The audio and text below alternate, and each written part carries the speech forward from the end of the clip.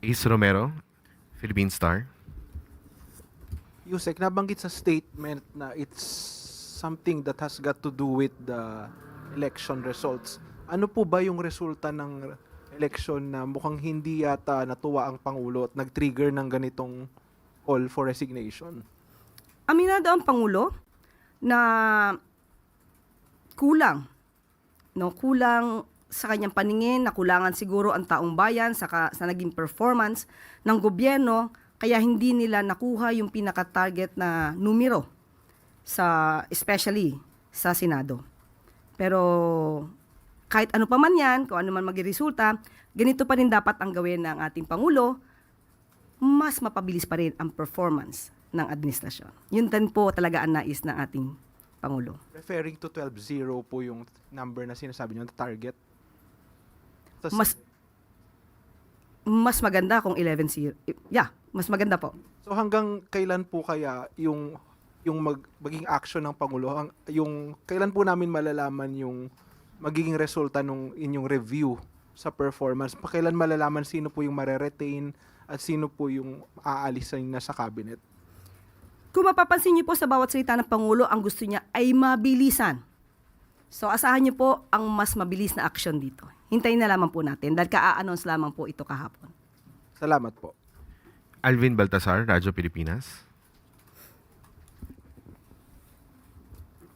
Yusek, I believe doon sa part ng courtesy resignation na iniutos ng Pangulo, i-reviewin yung kanilang performance. Ang tanong ko, Yusek, sino-sino yung bubuo doon sa review committee? Ano yung composition nila? Sino-sino sila? Ibibigay na lang po namin ang detalye patungkol dito at ibabato namin ang katanungan na yan sa Office of the Executive Secretary. Yusek, follow-up na lang. Doon sa mga nagbigay ng resignation, hindi namin nakita yung Office of the Solicitor General. Just to... kahit mayroon na, please enlighten us. Kasama ba ang Office of the Solicitor General sa miyembro ng gabinete ng administrasyon? Opo, kasama po ang Office of the Solicitor General na kailangan mag-submit ng courtesy resignation. Next question, Jean Mangalus, philstar.com. Good morning. What are the metrics? We know that we want fast action from these cabinets, but cabinet secretaries, but some of their agencies are for long-term action. So, ano yung metrics na tinitingnan ng Pangulo? Unang-una kung gaano nga ba kabilis ang kanilang performance at kung may issue ba tungkol sa korupsyon. Importante po yan.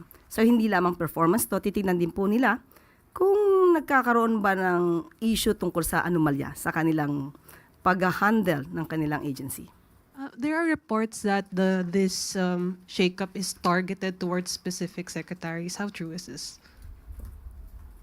We have no update on that. If there is really a target secretary regarding this request for courtesy resignation, there's none as of the moment.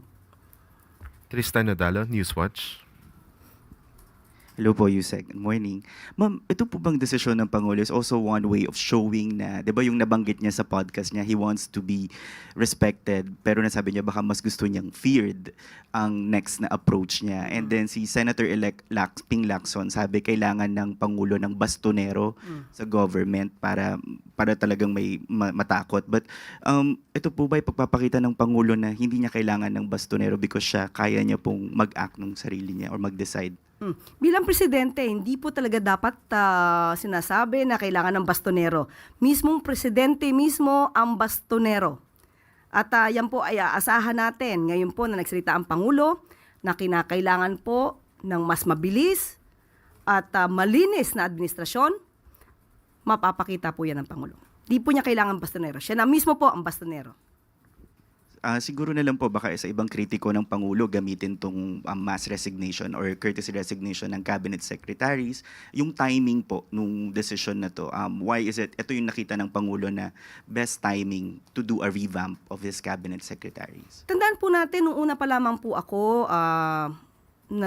na-appoint as a press officer, nabanggit na po natin yan kung may kinakailangan mga revamp. Sabi ko wala pa pong update pero Talagang yan po ang ginagawa ng Pangulo, makita at ma-monitor ang trabaho ng kanyang mga heads of agencies at mga departments.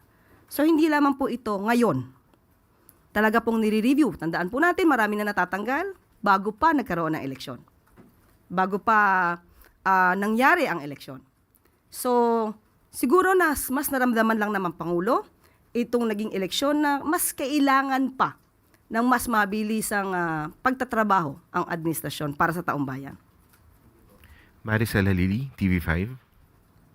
Yusek, magandang umaga. Paglilinaw lang po yung sinabi nyo kanina na walang pagtigil doon sa program ng gobyerno. So, ibig sabihin, the cabinet secretary will still hold their post until makapag-appoint ng panibago si Presidente. Yes, mananatili sila sa kanilang posisyon. Siguro ito yung tamang panahon para ipakita nila na dapat sila manatili sa kanilang posisyon. Pero kapag nakita po talaga ng Pangulo na hindi mo deserve ang iyong posisyon, you will be out. Pero Yusek, how frustrated is the President for him to lead into this direction, asking all the cabinet to submit their courtesy resignation, and how big a factor is his most recent approval ratings? Approval ratings, ang recent, medyo mataas naman.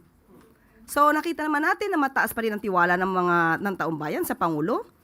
At hindi naman po kasi maganda rin sa parte ng Pangulo na isahin niya ang bawat sekretary, alamin kung ano ba ang performance mo, kaya dapat lahatan po ito. Para sabi nga nila magkaroon ng elbow room ang Pangulo sa pagpili ng tamang leaders na mamumuno sa kanyang administrasyon. Sorry, ma'am. Is it right to say that he is frustrated with the performance of some of the cabinet secretaries? Yun po ang lumalabas.